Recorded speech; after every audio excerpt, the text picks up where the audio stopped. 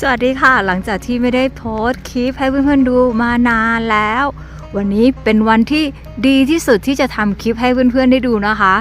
เป็นวันที่พายุหิมะตกบริเวณแถวๆที่อ้อยอาศัยค่ะบรรยากาศบ้านก็จะเป็นแบบนี้อีกแล้ว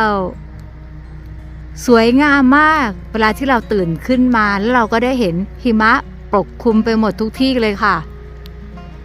เพื่อนๆอาจจะได้ยินเสียงเครื่องปั่นไฟนะคะกำลังทำงานอยู่เพราะว่าบริเวณที่อ้อยอาศัยตอนนี้ไม่มีไฟฟ้าค่ะไฟดับโชคดีที่ว่าเราติดตั้งเครื่องปั่นไฟค่ะ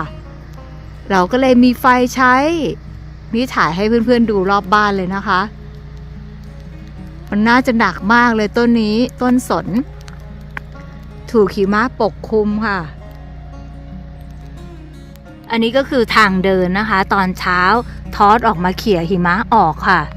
เพื่อที่จะให้เดินสะดวกขึ้นถ้าหิมะปกคลุมมากเวลาที่เราเดินก็จะลำบากเพราะว่า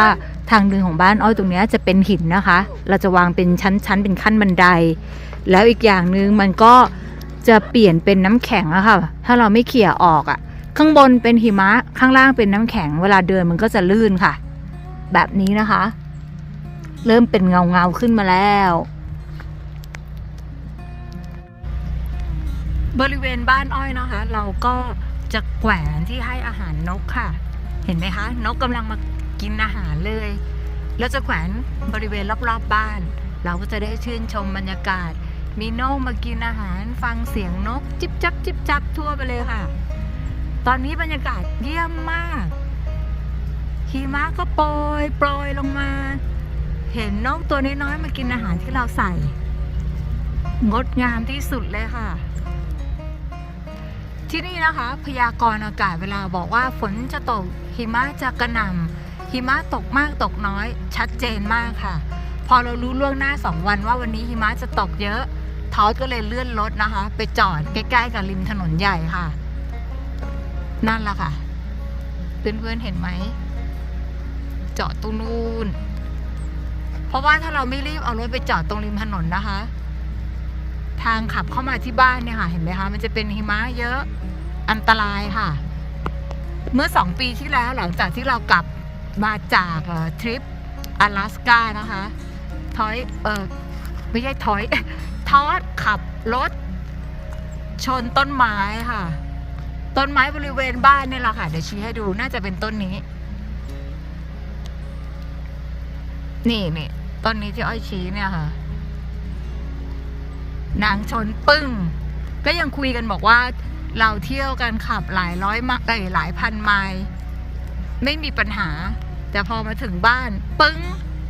ชนซะงั้นนี่ค่ะที่เพื่อนๆเห็นตรงนั้นก็จะเป็นที่เก็บฟืนนะคะตอนแรกเยอะมากแต่พอฤดูหนาวมา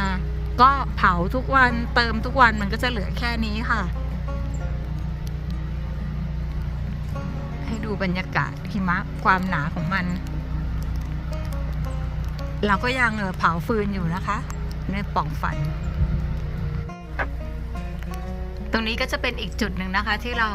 แขวนกล่องให้อาหารนกเอาไว้ค่ะเห็นไหมบินมาแล้วค่ะนี่เห็นแล้ว2 ตัวอ้อยกับทอดเรามีความสุขที่อยู่ในป่าแบบนี้นะคะเวลาที่เราเข้าไปในเมืองเราก็จะรู้สึกถึงความวุ่นวายบางครั้งเราไปเที่ยวในวอชิงตันดีซีนะคะเราก็รู้สึกอยากกลับบ้านเราคิดว่าธรรมชาติและป่าเหมาะสมสำหรับเรา2 คนมากที่สุดค่ะ